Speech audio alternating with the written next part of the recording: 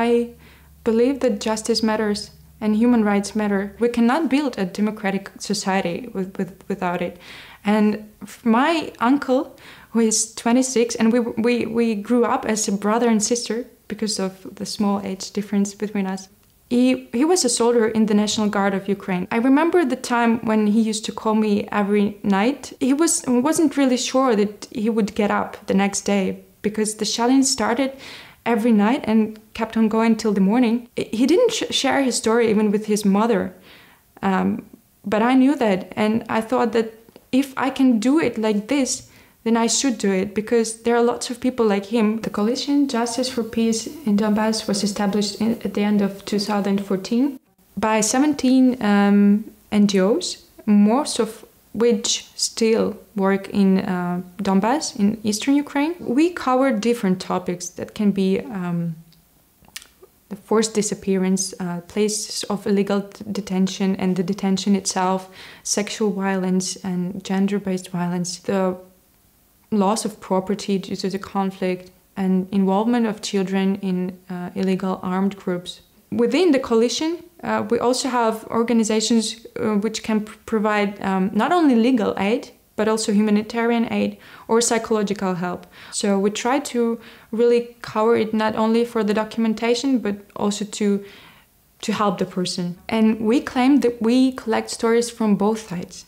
So we are not interested politically. And we believe that if we have this true story of the conflict, it can somehow lead to the negotiation instead of confrontation. If we look at the record of the state, it says that more than 3,000 people were liberated from these places of illegal detention. And so far, we know about more than 300 stories about, like the full stories of this detention. There is a trust issue from the people of Ukraine towards Ukrainian government and the authorities because of the corruption issue, and they also are afraid that those people in the authorities are somehow related to those who are now on the occupied territories. And they are afraid that if they give their information, share their stories with those authorities, and their families still stay on that occupied territories, and they are afraid that somehow it might be a threat for their families that stay there.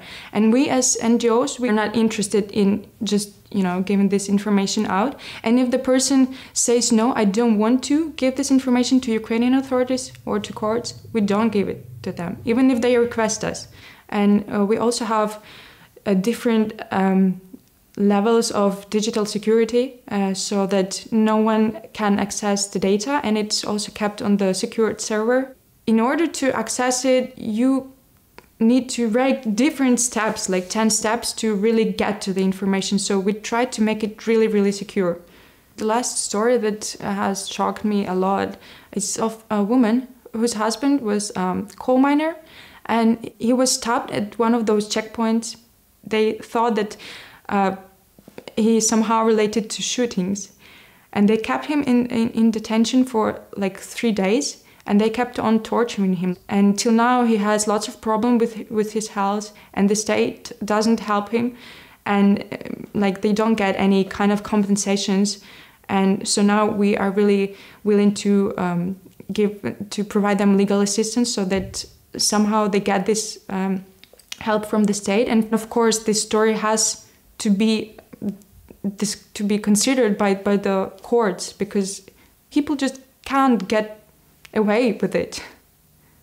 It really requires some inner stamina, some strength to deal with that, because you also get, in a way, traumatized as you listen to those stories and you keep them inside. So it's really a tough job, but it has to be done. Otherwise, we cannot contribute to peace.